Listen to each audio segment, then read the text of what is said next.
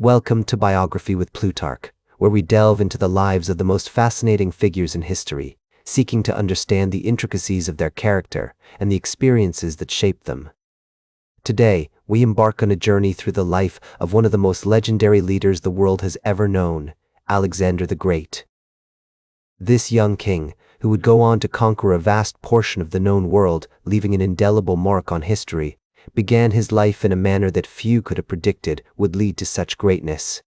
Alexander was born in 356 BCE in Pella, the capital of Macedon, a city nestled in the heart of the ancient kingdom. The birthplace of Alexander, Pella, was a bustling metropolis with a rich cultural heritage, where the sounds of hammering on metal and the smell of freshly baked bread filled the air. His birth was not without controversy. The union between his parents, King Philip II and Queen Olympias, was tumultuous, with Philip's other marriages and children causing tension within the royal family.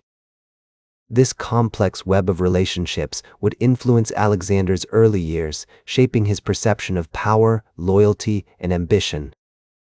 The palace, where Alexander spent his formative years, was a hub of intrigue and politics, with courtiers, advisors, and foreign dignitaries constantly vying for attention and favor. As a child, Alexander was exposed to the best education available, with tutors such as Leonidas, a relative of Olympias, who taught him traditional Macedonian values and disciplines like horsemanship, combat, and hunting. The young prince would often accompany his father on military campaigns, witnessing firsthand the tactics and strategies that would later become the hallmark of his own conquests.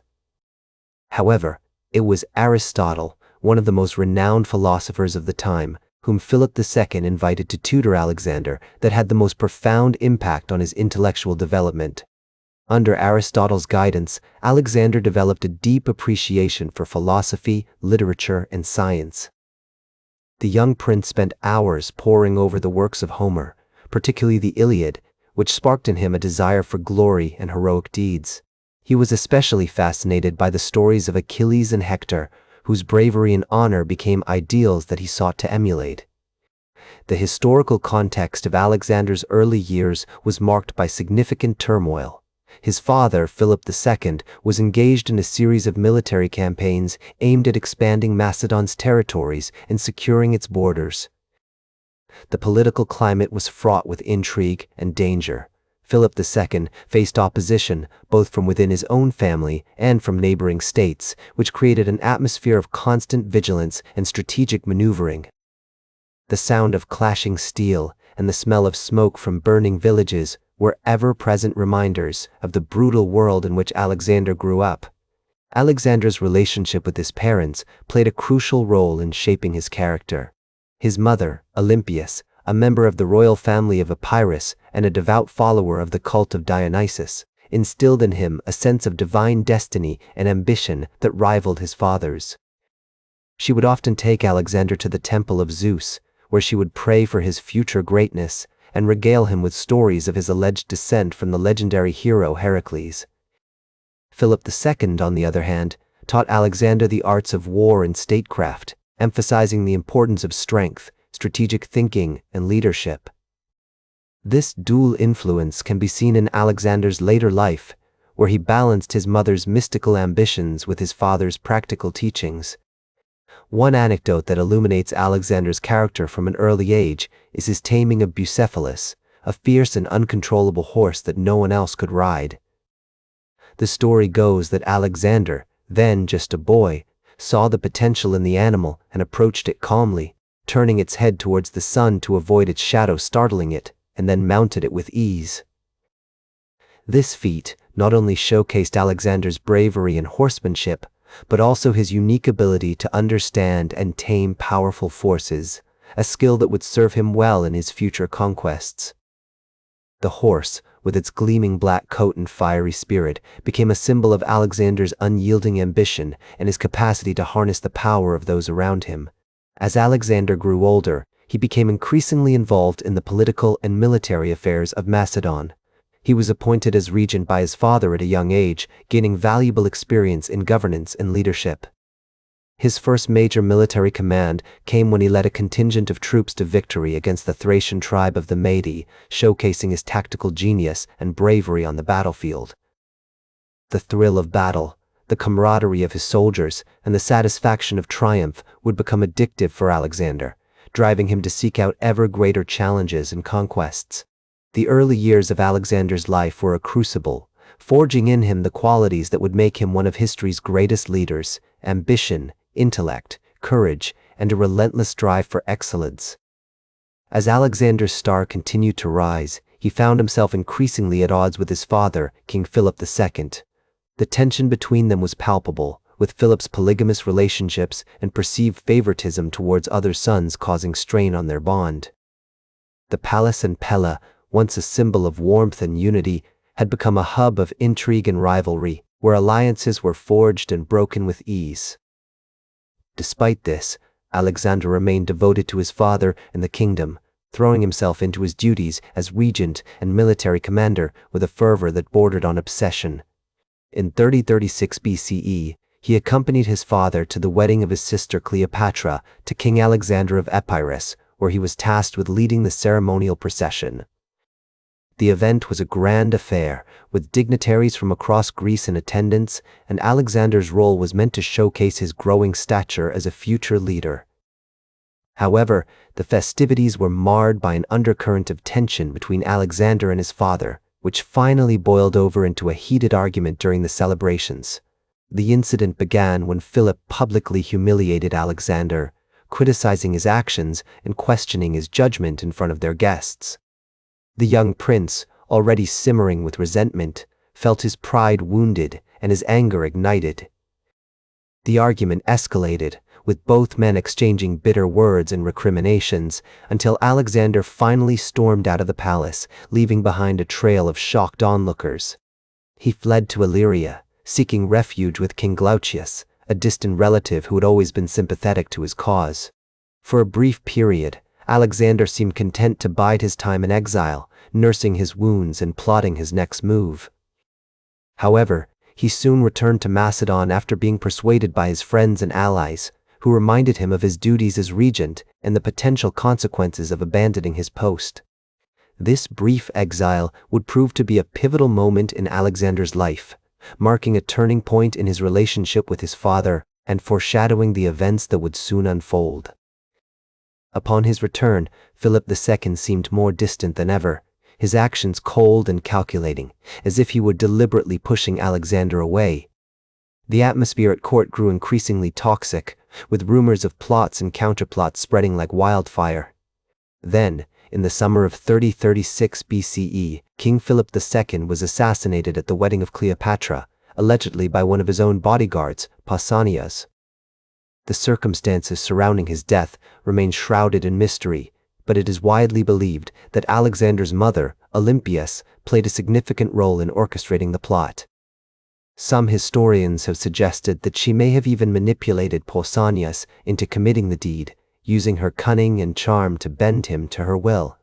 With his father's death, Alexander ascended to the throne at the tender age of 20, marking the beginning of a new era for Macedon. The kingdom was in a state of turmoil, with various factions vying for power and influence. Alexander faced numerous challenges, including the need to secure his position and quell potential rebellions. He moved swiftly to consolidate power, eliminating potential rivals and solidifying his hold on the kingdom. His first major act as king was to launch a campaign against the Thracian tribes, who had been threatening Macedon's borders for years. The campaign was a resounding success, with Alexander demonstrating his military prowess and tactical genius. He led from the front, inspiring his troops with his bravery and unwavering commitment to victory. The following year, in 335 BCE, Alexander turned his attention to Greece, where he sought to assert his authority and bring the city-states under his control. He marched south, conquering key cities such as Thebes and Athens, and incorporating them into his empire. The famous phrase, "I would rather live a short life of glory than a long one of obscurity," is often attributed to Alexander during this period, reflecting his unwavering ambition and desire for greatness. One notable example of Alexander's cunning and strategic thinking occurred during the siege of Tyre, a powerful island city that controlled access to the Mediterranean. After a prolonged and grueling campaign, Alexander devised an ingenious plan to construct a causeway from the mainland to the island, allowing his troops to breach the city walls and claim victory. This remarkable feat of engineering showcased Alexander's ability to think outside the box and push the boundaries of what was thought possible. As he stood on the battlements, gazing out at the sea, Alexander must have felt an overwhelming sense of pride and accomplishment. He had achieved what many considered impossible, and his name would go down in history as one of the greatest military commanders of all time. The conquest of Tyre marked a turning point in Alexander's campaign as he began to expand his empire into Asia Minor and beyond.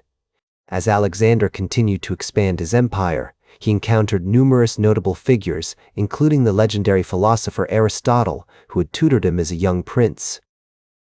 The two maintained a close relationship, with Aristotle providing guidance on matters ranging from science and philosophy to politics and governance. Their correspondence has been lost to time, but it is said that Alexander often sought Aristotle's counsel on matters of state and ethics. Aristotle's influence can be seen in Alexander's approach to ruling his empire, as he sought to balance the needs of different cultures and peoples.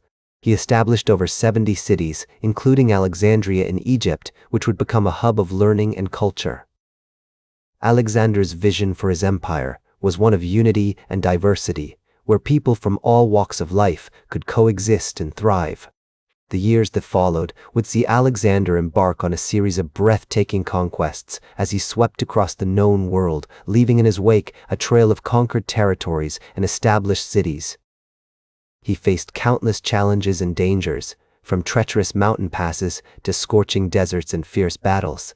Yet, through it all, he remained focused on his goal, driven by an insatiable desire for glory and a vision of a unified world. As Alexander's empire continued to expand, he faced a multitude of challenges that tested his leadership and strategic prowess. The vast territories he had conquered stretched from the sun-kissed hills of Greece to the scorching deserts of Egypt, and from the snow-capped mountains of Bactria to the lush valleys of Babylon. To maintain control over this sprawling empire, Alexander established a network of administrators known as satraps, who were tasked with governing his provinces and collecting taxes. These satraps were often hand-picked by Alexander himself, and they were responsible for upholding the law, maintaining order, and promoting Greek culture in their respective regions. One of the most significant consequences of Alexander's conquests was the spread of Greek language and culture throughout his empire. This policy of Hellenization had a profound impact on the development of Western civilization, as it facilitated the exchange of ideas and cultural practices between East and West. As the Greek historian Arrian noted, Alexander's foundations were not merely cities, but civilizations.